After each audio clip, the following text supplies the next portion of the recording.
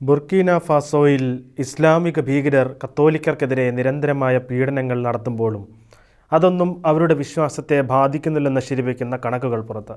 Burkina ഫാസോയിൽ സമീപ വർഷങ്ങളിൽ പൗരോഹിത്യ വിളികളിൽ വലിയ വർധനവുണ്ടായിട്ടുണ്ടെന്ന വിവരങ്ങളാണ് ഇപ്പോൾ പുറത്തുവരുന്നത്.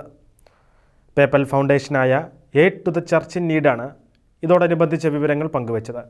2019-2020 അധ്യയന വർഷത്തിൽ രാജ്യത്തിലെ വിശുദ്ധ പത്രോസിൻ്റെ നാമധേയത്തിലുള്ള ഒരു സെമിനാരിയിൽ 254 വൈദിക വിദ്യാർത്ഥികൾ ഉണ്ടായിരുന്നു.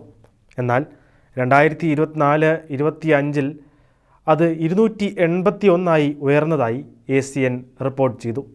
2019 മുതൽ ഈ ആഫ്രിക്കൻ രാജ്യത്ത് ഭീകരാക്രമണം വലിയ പ്രതിസന്ധികൾ സൃഷ്ടിക്കാൻ തുടങ്ങിയെന്നും വൈദിക വിദ്യാർത്ഥികൾക്ക് അവധിക്കാലത്ത് സ്വഭവനങ്ങളിൽ പോലും മടങ്ങാൻ കഴിയാത്ത രീതിയിലാണ് തീവ്രവാദികളുടെ പ്രവർത്തനമെന്ന് സെൻറ്റ് പീറ്റേഴ്സ് സെമിനാരിയുടെ റെക്ടർ ഗൈ മക്കോസ പറഞ്ഞു. ഈ മുന്നറിയിപ്പുകൾ അവഗണിച്ച് ഭവനത്തിലേക്ക് പോയ ഒരു സെമിനാരിയനെ പിന്നീട് ജീവനോടെ ആരും കണ്ടിട്ടില്ല. തങ്ങളുടെ മകനെ ഭീകരർ കൊലപ്പെടുത്തിയെന്ന് ആ കുടുംബം വിശ്വസിക്കുന്നു. ഭയപ്പെടുത്തുന്ന ഇത്തരം സംഭവങ്ങൾക്കിടയിലും പുതുതായി പൗരോഹിത്യത്തിലേക്ക് അനേകർ കടന്നുവരുന്നു എന്നത് പ്രത്യാശ പകരുന്നതാണ് എന്നും റെക്ടർ പറയുന്നു.